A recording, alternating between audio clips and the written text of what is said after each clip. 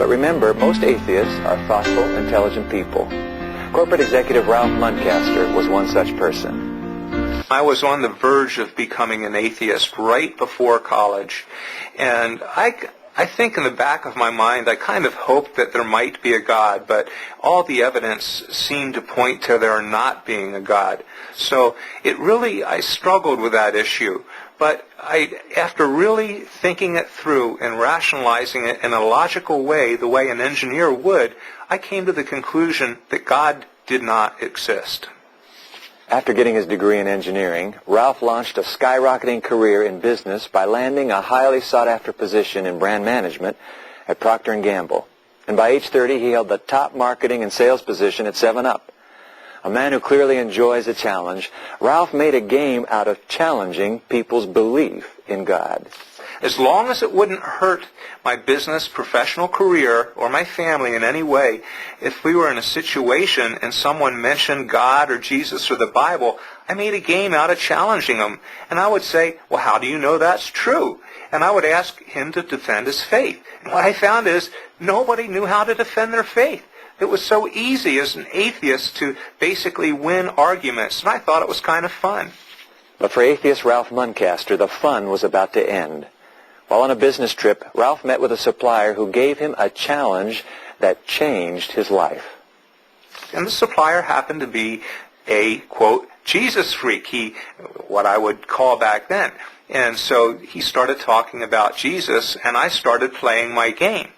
Well, this person didn't back away. He challenged me. He said, if you spent as much time researching the Bible and Jesus Christ, you will find out that everything in the Bible is true.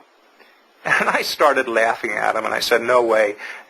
But we talked for a few more minutes, and I said, if you just give me a couple weeks, I will come back with some information that will so overwhelm you that you will forget this thing about Jesus in the Bible.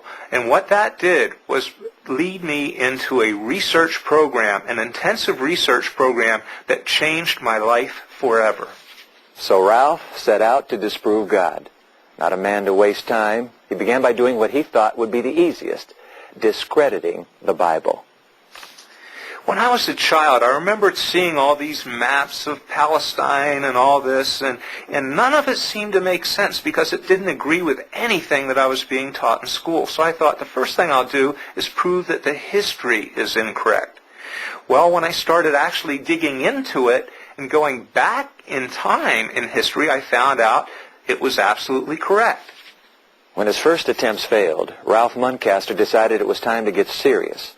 He developed a logical strategy designed to determine whether or not God existed. And I turned to statistical proof and legalistic proof, which I studied at the same time. But what really amazed me after reading through the Bible cover to cover 3 times, I realized there was a vast number of prophecies embedded in the Bible. I also found out the Bible said to test everything. I also found out that the Bible said to use prophecy as a test. And when I started looking at these prophecies, I counted 668 provable historical prophecies. When I went through the statistics of these being possible, I realized that they were absolutely impossible without a God of the universe inspiring this book. When after years of study he realized that the God he had openly rejected for so long was real, Ralph Muncaster's life turned around. I sat at my desk and just thought about it for a while. And then I went in and I took a shower.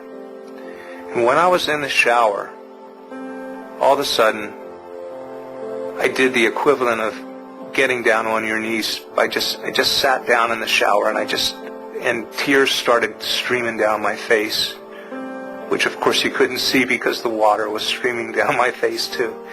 And I just said, God, I'm sorry that I've been so wrong about you and been fighting you for all these years. Just please forgive me.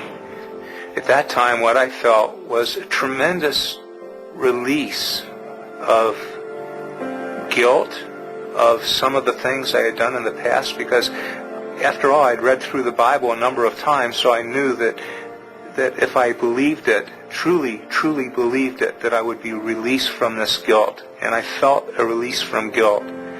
I was looking forward to joy in the present and also hope for the future.